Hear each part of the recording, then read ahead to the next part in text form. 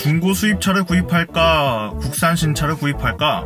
자동차 구입을 앞두신 분들이라면 한 번쯤 생각해 보셨을 겁니다.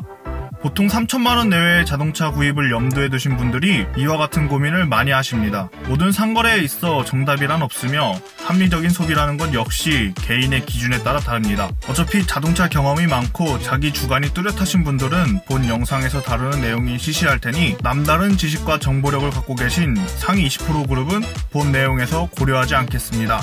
자동차 경험이 많지 않고 단순히 가격 조건만 보고 국산 신차를 살 바에는 상태 좋은 중고 수입차를 구입하는 것이 더 낫지 않을까 하는 막연한 생각을 갖고 계신 분들에게 도움이 될 만한 몇 가지 기준을 다뤄보겠습니다. 첫 번째로 예산이 어느 정도 되는 분들이라면 수입 중고차를 고르실 때 최소 6개월 정도 무상 AS가 남아있는 중고차를 구입하시는 것이 유리합니다. 단순히 보증을 받을 수 있다는 이점 때문이 아닙니다.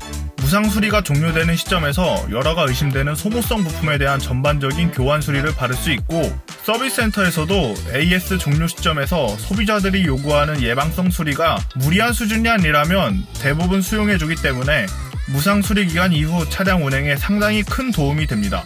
다음으로 수입차는 국산차와 달리 주행거리가 큰 의미가 없다는 말을 절대 믿지 마십시오. 한때 벤츠는 10만 킬로까지는 길들이기 과정이라고 보면 된다는 말이 통용되었는데 한마디로 헛소리입니다.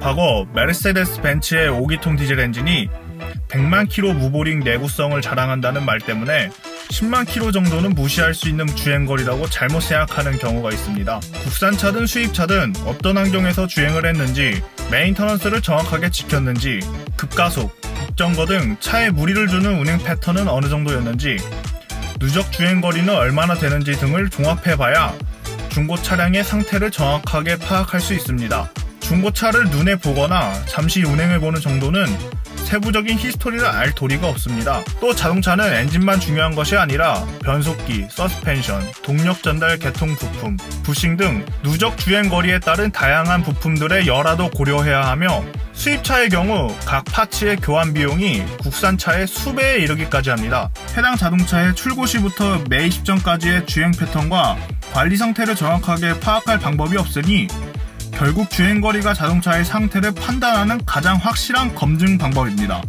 연식 대비 주행거리가 적은 중고차가 전반적으로 좋은 상태를 유지할 확률이 높습니다. 물론 주행거리가 짧아도 차를 험하게 운영했거나 메인터넌스에 소홀했다면 잘 관리하면서 주행거리가 다소 높은 자동차보다 못할 수도 있으니 주행거리가 짧더라도 자동차의 관리 상태를 꼼꼼하게 확인해 보셔야 합니다.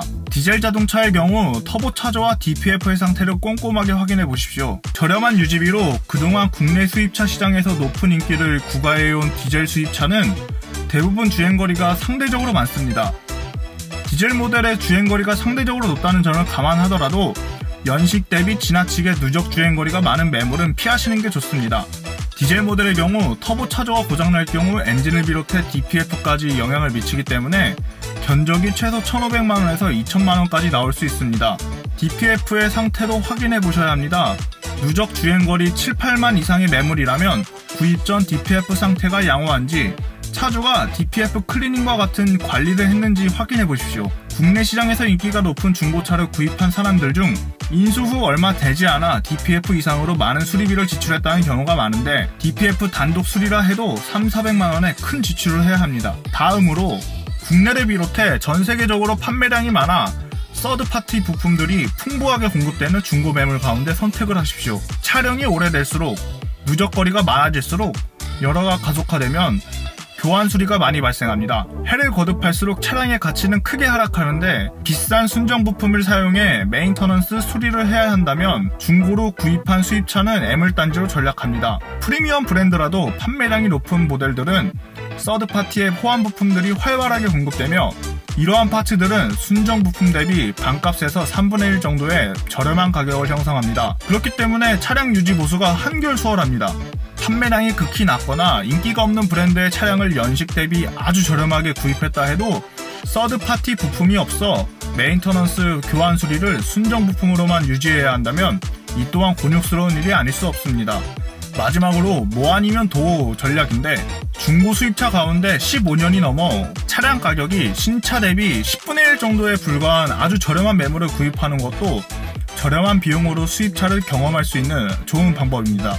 물론 연식이 오래되어 헐값에 판매되는 아무 중고차나 대충 구입하시라는 말씀이 아닙니다. 대부분의 수입차 동호회에는 개인 간의 장터 게시판이 활발하게 운영되고 있습니다. 개인이 등록한 매물 중에는 간혹 어린 시절 드림카로 여겼던 특정 모델을 구입해서 리스토어 개념으로 꼼꼼하게 관리하다가 개인 사정상 매물로 내놓는 경우가 있습니다. 동호회 게시물을 통해 해당 차량의 히스토리와 관리 상태를 어느 정도 확인할 수 있고, 가격 역시 비슷한 연식의 국산차와 비슷하거나 오히려 더 저렴한 경우도 있어 적당히 즐기고 문제가 생기면 폐차를 하거나 부품차로 처분하겠다는 생각으로 접근하시면 의외로 즐거운 자동차 라이프를 경험하실 수도 있습니다. 자, 다음은 수입 중고차에 절대로 관심을 가져서는 안 되는 경우입니다. 여러 대의 자동차를 운행할 여건이 못 되시면서 당장 자동차가 없으면 업무상 또는 환경상 발이 묶이시는 분들은 수입차에 관심을 갖지 마셔야 합니다.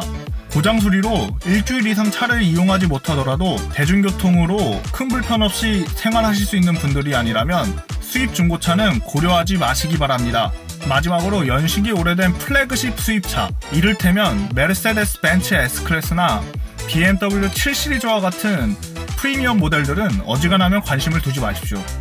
약 15년 된 S클래스 둘둘하나나 265 7 시리즈와 같은 경우 개인 장터에서 500만원에서 700만원대에 거래되기도 하는데 대부분의 매물들이 관리가 잘 돼 있고 가져가셔서 타시기만 하면 됩니다 라고 써있을 겁니다. 하지만 이 말을 절대로 믿으시면 안 됩니다. 이전 차주품에서 멀쩡하던 녀석들이 주인이 바뀐 걸 귀신같이 알아채고 얼마 지나지 않아 여기저기 아프다고 아우성을 칠 게 뻔합니다. 요놈들 치료비가 한마디로 헉소리 나오는 수준입니다.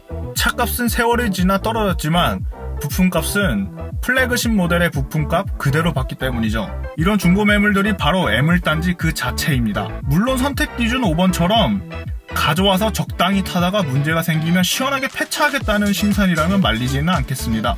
이외에도 갓독자님께서 알고 계신 꿀팁이나 개인만의 원칙들이 있으실 텐데요. 중고 수입차 구입을 놓고 고민하시는 분들을 위해 댓글로 그 노하우를 나눠주세요. 모두에게 큰 도움이 되지 않을까요? 그럼 더 좋은 컨텐츠로 다시 찾아뵙겠습니다.